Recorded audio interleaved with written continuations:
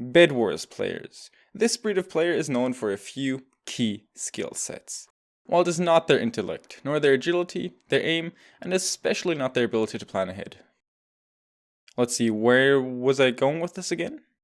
Well, anyways, let the record show I may or may not be among said group of incompetent morons. For those of you fortunate enough to have never heard of this abomination of a minigame called Bedwars, I envy you. Here's a quick step-by-step rundown of how it works.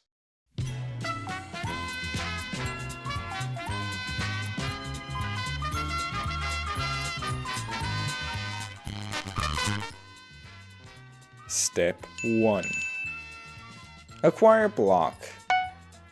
Step 2. Bridge, don't fall.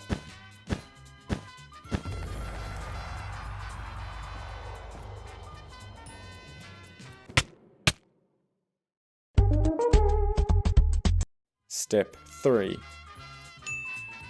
Stab guy. Step 4.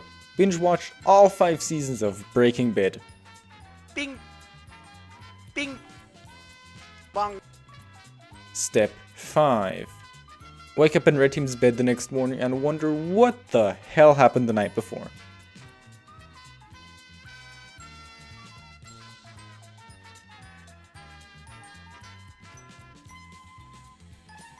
At the start of the game, I casually materialized out of thin air and swiftly got to execute Step 1. Since I was fixing my keybinds, Step 2 had already been finished for me, and I could carelessly stroll towards Red Bridge, which had been kindly engineered to offer easiest access for enemies. But clearly, I had been misguided, since unbeknownst to me, I was about to battle the 3 most powerful mages known to man. First, I crossed swords with the wizard of the Big Fast, Luminary_D, who promptly escaped my reach by performing the fastest parkour I had ever seen. Afterwards, I faced off against the Master of Flight. While other players would have been bothered by being knocked into the vast abyss, this red guy was not such a simple man. The final boss, Slace02, champion of time and space itself, having obtained the ability of teleportation, he annihilated me, and I wondered how I could ever face this immortal being. No, never mind, he tripped. After having vanquished a blue straggler at Red Base, I came to contact with my personal arch nemesis. This 3-block jump. Since my bloodlust was still not quenched, Blue was up next on my slaughter list. I followed the first foe onto his bridge, where I was met with more resistance than I had bargained for. Even though I managed to slap 8 King 123 off of his throne, the original blue guy decided he wanted to spontaneously cosplay a Ghast. This somewhat kinda cost me and him our lives.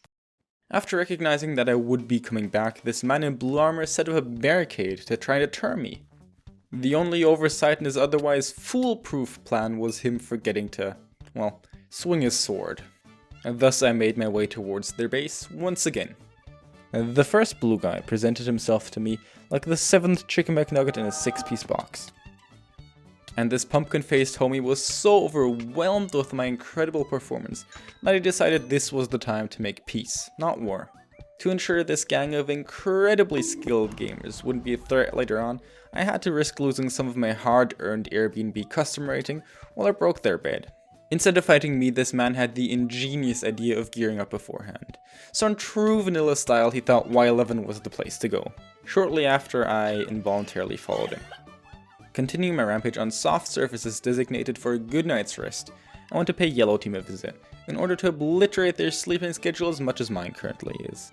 To my dismay, it didn't take long for me to realize this was going to be a futile endeavor, but I still made an effort to break the obsidian anyway. The time this would have taken was sheer too much. As punishment for my ignorance, I got my ass handed to me like that one time my girlfriend found out I spent all of our life savings on a Toyota 8 Series LPG model lift truck forklift for the 3rd time this month. Who are we kidding? I don't have a girlfriend. Shortly after respawning, our bed was destroyed, and while fighting the culprit, who was teleporting like an epileptic enderman, I learned that these mobs were in fact able to break beds. For days, I'd been camping out on Blue Island, gathering resources, building up my strength for the final fight. Alas, on day 4, my last remaining brother-in-arms appeared to aid me in combat. He crouched to me, signaling our never-ending friendship. Never mind, he's dead. Before heading out, I made sure to inject some physically enhancing substances into my body. Don't do drugs, kids. I walked the yellow base at about the speed I would have been able to reach in real life after shattering my kneecap with a sharpness 5 jackhammer. Whilst mining the obsidian, I decided to stab this guy who was barely skilled enough to distinguish a player from the air he was slapping. But I broke the bed anyways. Ha. Funny sex joke. And proceeded to ambush this guy with the awareness of a bat wearing AirPods from the back entrance. My 7th grade humor is really on point today.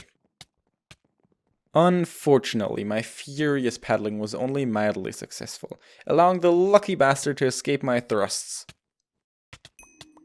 Chasing this guy down was definitely not the plan, as I soon saw myself confronted with backup on his end. After hurtling myself into a wall with this beautiful display of competence, I hit my head more often than a small child who just called its teacher mom. Since the opponent knew I'd hurt myself in my confusion, he kept hunting me down, and I knew I had to take this battle face to face.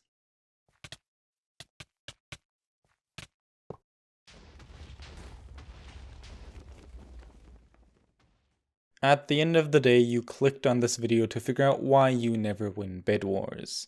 Well, the simplest answer I can give you is because I always do.